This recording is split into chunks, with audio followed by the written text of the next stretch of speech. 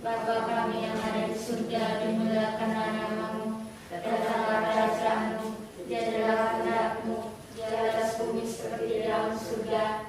Berilah kami rezeki pada hari ini.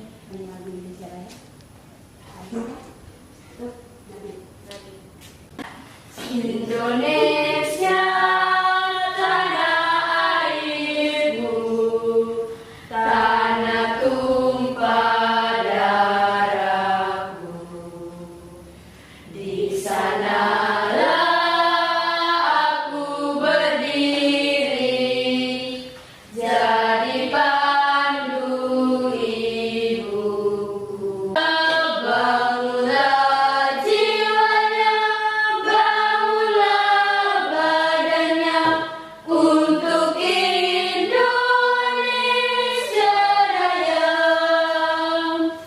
Indonesia Raya, merdeka, merdeka, tanahku, negeriku yang ku cinta. Indonesia Raya, merdeka, merdeka, hiduplah Indonesia Raya. Tadi siapa? Hadir semua. Hadir semua ibu. Semua. Iya.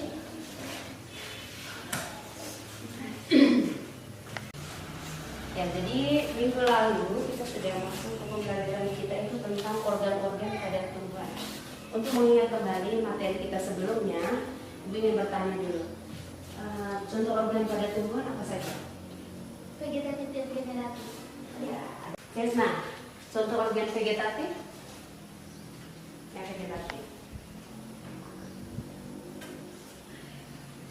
Amelia? Akar batang daun. Kalau generatif, Julia? Buah, biji, bunga. Buah, biji, dan bunga. Oke, itu adalah organ pada tumbuhan. Ya. Hari ini kita akan masuk ke pembelajaran kita selanjutnya, itu kita mau belajar struktur jaringan pada akar dan batang. Oke. Sebelumnya, materi sebelumnya kan kita sudah belajar fungsi dari akar. Siapa masih ingat apa fungsi dari akar? Ariska. Fungsi akar itu apa? Menyerap air dari Menyerap air dari dalam tanah. Air dan garam mineral di dalam tanah. Terus ini, kalau batang fungsinya apa? untuk Menyalurkan air dari mineral menuju ke daun. Hari ini kita mau belajar tentang bagaimana akar itu memiliki berfungsi untuk menyerap garam dan mineral. Kenapa akar itu bisa menyerap garam dan mineral itu? Terus kita mau belajar struktur-struktur bagian-bagian pada akar. Nanti di LKPM ibu akan kasih di situ, nanti akan ada di tulisan akar, kemudian ada juga batang. Oke. Itu materi kita hari ini dengan tujuan pembelajaran yang mau kita capai itu adalah Anda bisa menjelaskan struktur fungsi jaringan pada akar dan juga batang. Oke. Kemudian bentuk penilaian yang akan kita ambil hari ini itu ada bentuk penilaian untuk nilai sikap, yaitu tadi seperti religius kita awali dengan berdoa, kemudian nanti ke kerjasama, nanti ada kerja kelompok, dan juga nanti ada tanggung jawab Anda mengumpulkan LKPM. Ya. Terus untuk penilaian pengetahuan, nanti LKPM ini Anda kerjakan, kemudian dikumpulkan. Terus untuk keterampilan nanti itu akan diadakan hari minggu depan. Nah itu untuk menyingkatkan waktu nanti sekarang ibu bagikan Anda dalam kelompok dulu.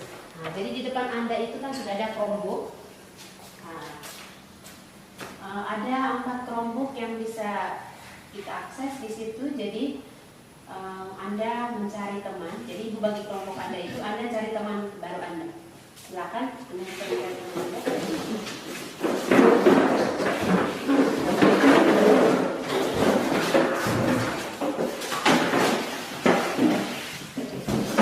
Diferensiasi. Anda silakan buka di situ. Di situ ada lembar kegiatan pembelajaran murid. Anda silakan buka lembar kegiatan pembelajaran murid. Nah, itu LKS-nya. Jadi juga Ibu sudah printkan untuk Anda. Yulia mungkin bisa bantu Ibu bagikan dulu.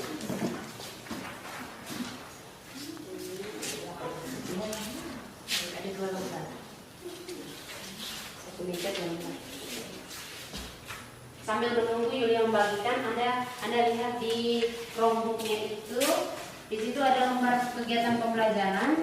Kemudian ada juga ada 2 sumber belajar yang mau kita pakai di situ.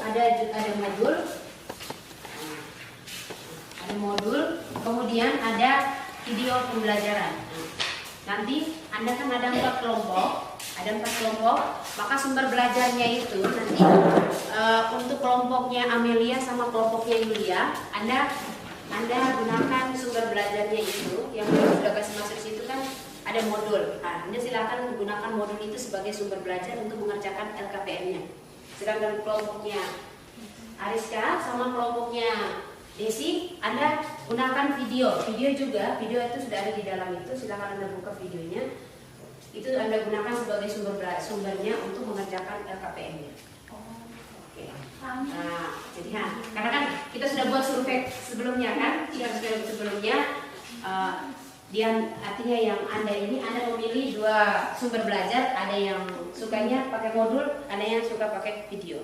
Nah, maka dari 2 kelompoknya Amelia sama kelompoknya Yulia itu modul. Sedangkan kelompok Ariska dengan kelompok Desi itu adalah Anda pakai video. Oke. Nah, silakan Anda buka LKPM di situ. Nah, mungkin ada yang ingin Anda tanyakan dari LKPM-nya. Coba lihat di situ LKPM-nya. Mungkin ada yang tidak Anda mengerti bagaimana sebelum Anda mengerjakan. Ya, ada pertanyaan? Ya, Yang modul. Nah, ini kan LKPM-nya, silakan Anda tutup dulu. Lalu ada di sini misalnya.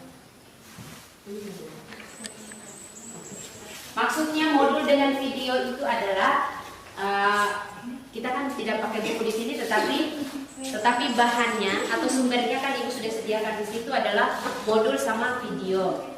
Maka berdasarkan survei 2 kelompok pakai modul, 2 kelompoknya video. Nah, materinya sama di dalam video dan modul itu materinya sama. Nah, itu Anda gunakan sebagai sumber untuk mengerjakan LKPM. Ada pertanyaan di LKPM yang mungkin artinya Anda kurang paham?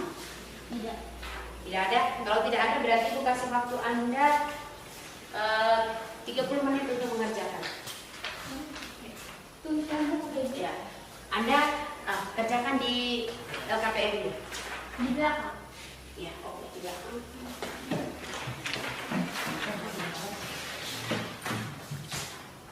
Oke. Bisa juga langsung saja. Kalau Anda berpoinnya ini langsung saja di sini.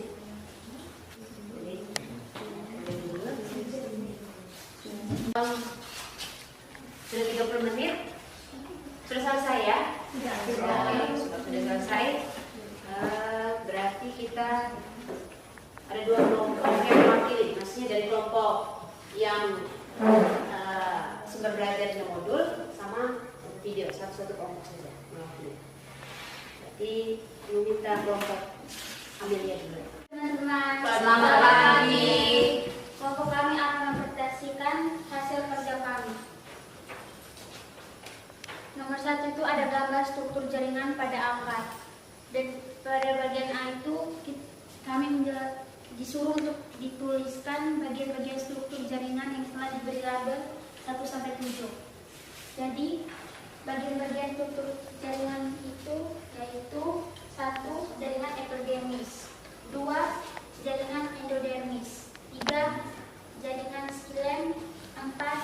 Jaringan perisikal, 5. Jaringan floem, dan 6 jaringan korteks. Soal 1 dan kedua.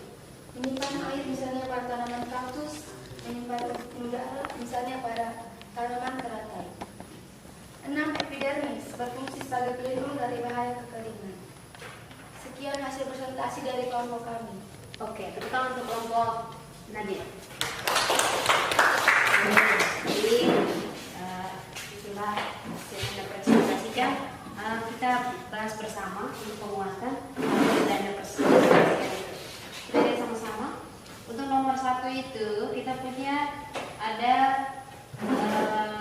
irisan jaringan akar. Artinya kita ada ini di situ pada akar itu ada bagian-bagiannya. Tadi seperti yang sudah Anda presentasikan itu. Yang pertama itu di nomor 1 itu adalah epidermis.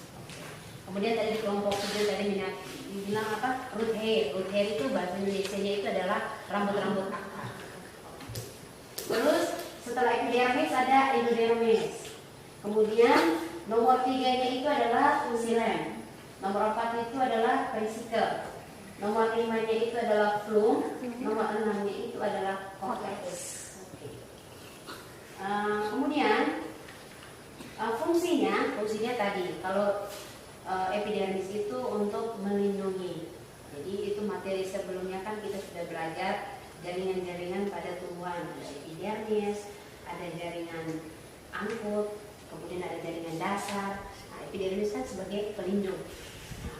Di sini di akar itu di dalam akar artinya tidak tampak oleh mata kita itu ada apa saja. Ada epidermis, ada juga yang kedua adalah ada endodermis. Nah, endodermis ini fungsinya itu mengatur keluar masuknya bahan dari dan ke jaringan akar. Jadi bahannya apa? Bahannya apa ini? Bahan apa ini? Jadi mengatur keluar masuknya bahan. Bahan apa? Yang di akar. Air dan mineral. Terus xilem ini fungsinya itu mengangkut garam, air dan mineral itu menuju ke daun. Kenapa harus diangkut ke daun? Supaya bisa melakukan fotosintesis. Oke, jadi untuk terjadinya proses fotosintesis. Kalau proses fotosintesis berarti apa? Menghasilkan apa? Makanan. Iya, makanan. Dia harus bisa menghasilkan makanan baru bisa tumbuh. Kalau tidak bisa menghasilkan makanan, apakah bisa tumbuh? Tidak kan? Begitu juga dengan Anda butuh makan baru bisa hidup kan? Bisa berkembang. Kemudian ada vesicle. Vesicle itu fungsinya itu menghasilkan akar lateral yang bersifat meristematis. Meristematis artinya dia membelah terus membentuk baru. Makanya di situ dibilang membentuk akar cabang yang baru. Terus ada phloem. Phloem itu mengangkut hasil fotosintesis. Mengangkut hasil fotosintesis dari daun menuju ke seluruh tubuh. Jadi yang sudah dihasilkan di daun, makanan yang sudah dihasilkan di daun disalurkan ke seluruh tubuh. Oleh siapa? Oleh siapa? Phloem. Oleh siapa? Phloem. Oleh phloem.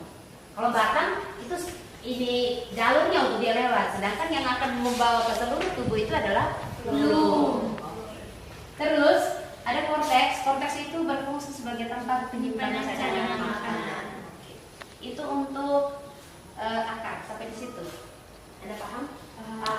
Oke. Selanjutnya kita lihat untuk batang. Batang itu sengaja ibu kasih contoh di situ adalah batang dikotil. Nah, dikotil. Anda lihat di situ bagian-bagiannya itu nomor 1. Nomor 1 itu adalah phloem. Kemudian nomor 2 itu adalah xilem. Nomor 3 itu adalah cambium intravasikular. Cambium intravasikular. Ada cambium vasikular. Anda lihat di situ cambium intravasikular sama cambium vasikular. Kemudian ada korteks dan juga ada epidermis. Nah, sama di situ kalau phloem tadi apa fungsinya? Phloem Mengangkut hasil fotosintesis.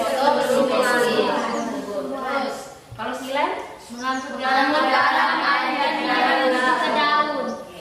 Terus di situ ada 2 cambium, artinya cambium intravasikular sama cambium vasikular.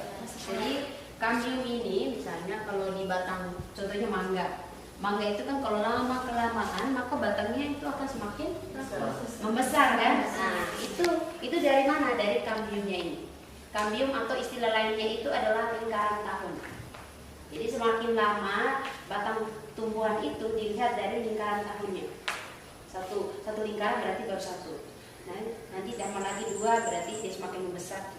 Nah, itu membesarnya dari mana? Iya, dari kambium ini. Ada intravasikular sama vasikular. Oke. Terus ada korteks. Nah, korteks di situ fungsinya itu adalah menyimpan cadangan makanan. Kalau biasanya kalau disimpan di batang itu sagu kan biasanya itu. Kemudian kalau di batang itu disimpan dalam bentuk air, maka itu apa? Itu kaktus. Kemudian kalau di batang itu disimpan dalam bentuk udara, teratai. Ya, itu untuk korteks. Kemudian yang terakhir itu epidermis. Epidermis tadi apa fungsinya?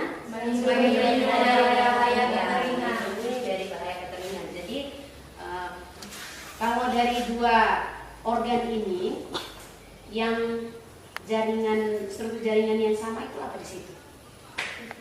Epidermis, korteks, xilem,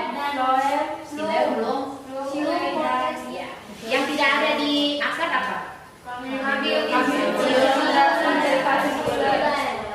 Bayangkan saja kalau misalnya akar itu dia lama-kelamaan jadi membesar.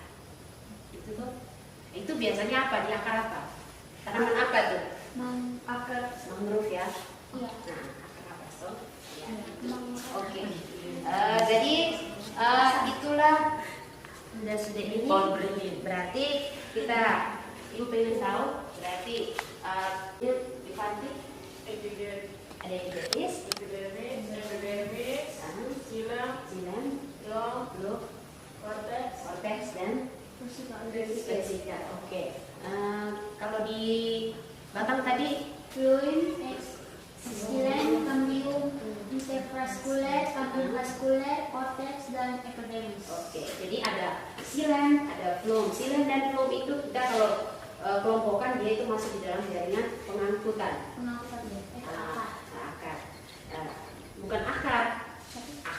Akar punya 2, ada jaringan itu. Akar itu organ, dia punya jaringan. Kenapa dia bisa menyerap garam dan mineral? Karena dia punya xilemnya. Kalau tidak ada xilem, dia tidak bisa dia menyerap ini garam mineralnya. Oke.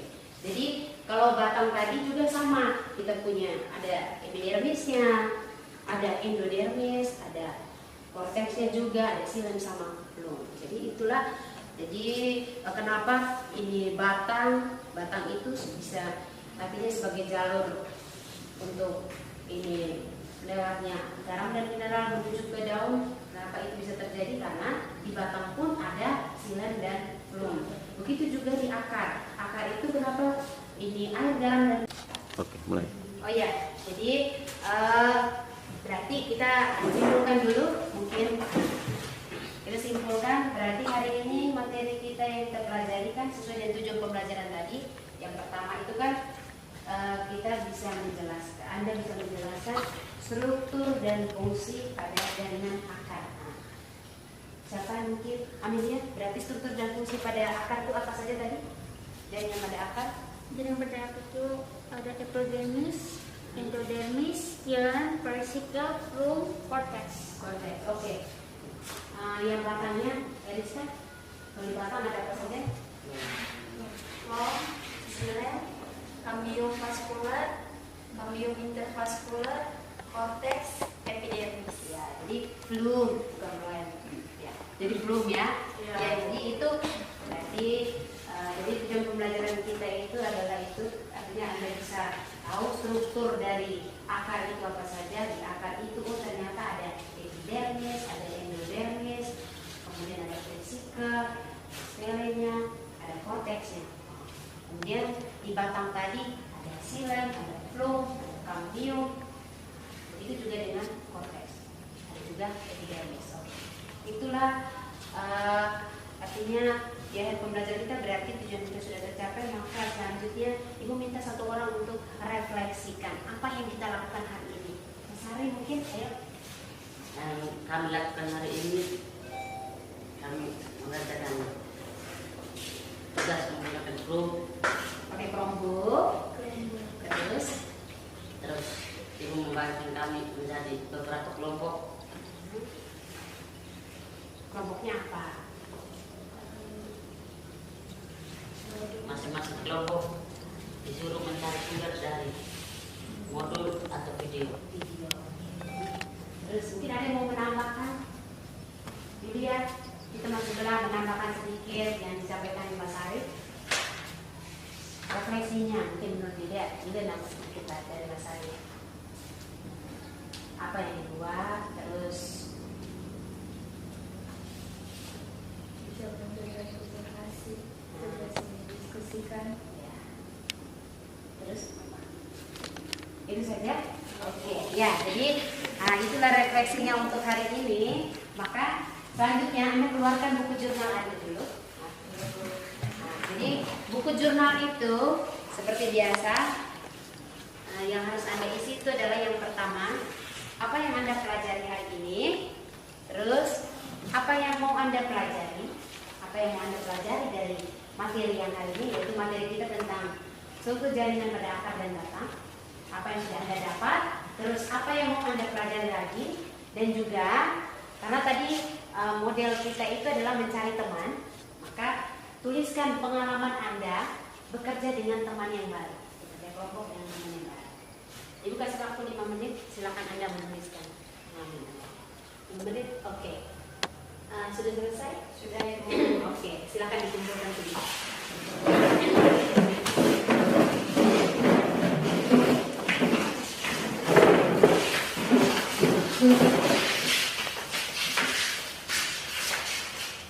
Dengan LKPM-nya juga ya, LKPM-nya juga dikumpulkan.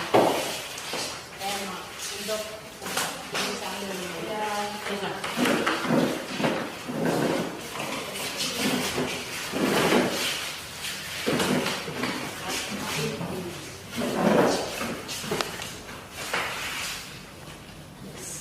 Ya, jadi pembelajaran kita hari ini sampai di sini. Minggu depan kita akan masuk ke struktur dan jaringan pada daun. Untuk minggu ini belum ada tugas yang harus Anda kerjakan di rumah, jadi Anda cukup pelajari dulu struktur jaringan pada daun. Di minggu depan kita masuk ke itu, sekalian dengan nanti minggu depan itu kita ambil nilai keterampilan. Nanti Anda membuat jaringan pada akar, bisa Anda memilih nanti akar, batang atau daun.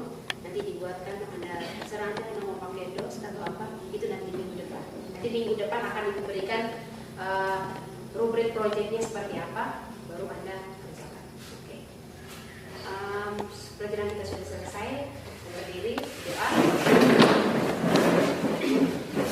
Agar kita menyiapkan hati dan daging kita berdoa dalam nama Bapa dan Bapa dan Salam Maria, Salam Maria, penuh rahmat, Tuhan sertamu. Terpujilah engkau di antara wanita, dan terpujilah buah tubuhmu Yesus. Santa Maria, Bunda Allah, doakanlah kami yang berdosa ini, sekarang dan waktu kami mati. Amin. dan nama Bapa dan Bapa dan Bapa. Amin. Oke. Sampai jumpa minggu depan. Salam merdeka. Belajar merupakan jalan emas menuju kehidupan yang lebih bermakna. Belajar selalu dikaitkan atas pencarian jawaban mengenai pertanyaan. Apa yang dipelajari, bagaimana mempelajari, dan mengapa harus dipelajari.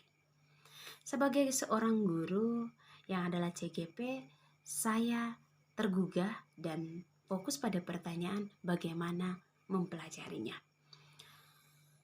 Bagaimana menekankan proses pembelajaran itu sendiri. Sejalan dengan penerapan model pembelajaran diferensiasi, ini menjadi jawaban atas bagaimana belajar itu mau di. Saya sungguh terinspirasi dan termotivasi manakala praktik pembelajaran berdiferensiasi ini sungguh melayani kebutuhan peserta didik. Keberagaman murid menjadi suatu tantangan tersendiri ketika kita menerapkan proses pembelajaran diferensiasi. Selanjutnya, setelah saya melalui praktek pembelajaran diferensiasi yang saya padukan dengan kompetensi sosial emosional, saya merasa kelas itu menjadi hidup dan juga suasananya menjadi fokus. Murid benar-benar menikmati pembelajaran dengan melibatkan hati dan budi ketika menerima pengetahuan. Meskipun belum sepenuhnya sempurna yang saya terapkan di kelas saya, namun sebagai seorang guru saya yakin dan juga saya akan terus belajar bagaimana memperbaiki proses pembelajaran yang berpihak pada murid. Demikian, saya akan mampu menuntun murid-murid saya menuju belajar yang mereka pilih sesuai dengan potensi yang mereka miliki. Hingga nantinya mereka akan mencapai kemerdekaan yang membahagiakan. Terima kasih. Semoga.